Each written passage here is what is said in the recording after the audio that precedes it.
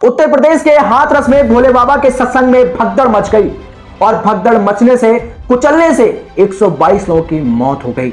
और ये भोले बाबा कोई शिव शंकर भोले बाबा नहीं है कैलाश वाले, ये एक संत है जो कि पिछले 25 सालों से सत्संग कर रहे हैं और ये यूपी के हाथरस में सत्संग कर रहे थे और वहां अचानक भगदड़ मच जाती है और भगदड़ मचने से 122 लोगों की कुचलने से मौत हो जाती है।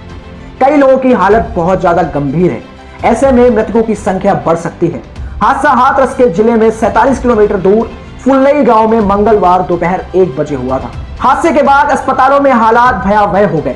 लाशों और घायलों को बस और टेंपो में भरकर सिकंदरा राव सीएससी एटा जिला अस्पताल अलीगढ़ मेडिकल कॉलेज में भेजा गया।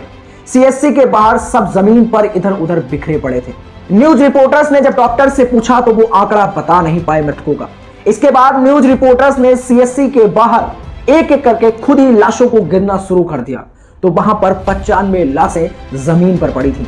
एटा के सीएमओ उमेश त्रिपाठी ने बताया कि एटा जिले के अस्पताल में अब तक 27 शव पहुंच चुके हैं, यानी कि कुल 122 लोगों की मौत हो चुकी है। हालात ऐसे रहे कि लाशों को ओढ़ने के लिए चादर तक नसीब नहीं हुई। घायल जमीन पर तड़प रहे थे, उनका इलाज करने के लिए डॉक्टर नहीं थे। मृतकों में ज्यादातर हाथरस, बदायूं, पश्चिमी यूपी के जिले के लोग थे। इधर एटा में लाशों का ढेर देखकर ड्यूटी पर तैनात सिपाही राजेश, जो कि 30 साल की उम्र है, उनको हार्ट अटैक पड़ गया। साथ ही उसे डॉक्टर के पास ले जाया गया लेकिन उनको मृत घोषित कर दिया गया।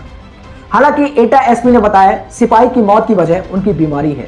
हादसे में हाथरस प्रशासन की भयंकर चूक सामने नजर आई। कार्यक्रम की अनुमति देने से लेकर हादसे के बाद तक प्रशासन लाचार नजर आया।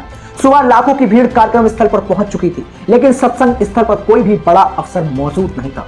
सुरक्षा के कोई इंतजाम नहीं थे। कुछ पुलिस वाले थे, वे इधर उधर टहल रहे थे। परिजन ही रोते बिलखते शवों को उठा रहे थे। अफसर खड़े देख रहे थे। ना कार्यक्रम स्थल में और ना ही अस्पताल में कोई इंतजाम था। आपको बता दें, जो लोग वहां पर मौजूद थे उनकी माने तो सत्संग के बाद श्रद्धालु बाबा के काफिले के पीछे उनके चरण रस लेने के लिए दौड़े। भीड़ को काबू में करने के लिए पानी की बौछार फेंकी गई।